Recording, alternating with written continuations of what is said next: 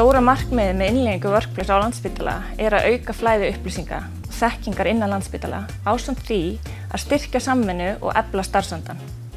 Öflug notkun Workplace minnkar magn tölvupóst og símtala og fækkar fundum. Við á hjartadeildinni við notum Workplace mjög mikið. Sem dæmi notkun að þá erum við með hóp fyrir deildina eingöngu sem legudeildin, allar einingar sem tilheyra hjartanu og svo erum við með hópa fyrir svona styttri verkefni og við höfum eiginlega fært okkur úr því að senda hóppósta sem að fólk svo að svara öllum og slíkt yfir því að vera bara á Workplace. Við höfum verið til dæmis með svona tilfellafundi sem eru nafnlausir en fjalla viðfangsefni deildarinnar og tekið þá upp og svona live og það er horft á þetta. Starfsfólk sem kemst ekki í vinnuna eða er ekki á staðnum og varðandi kannanir þá notum við það mikið.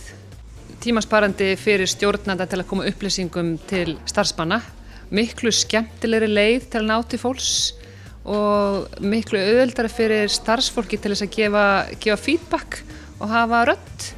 Það er auðvelt að kenna á þetta af því við flest þekkjum Facebook. Workplace er tæki til að gera stóran vinnustað eins og hjartadeildina, bæði faglegri og líka skemmtilegri.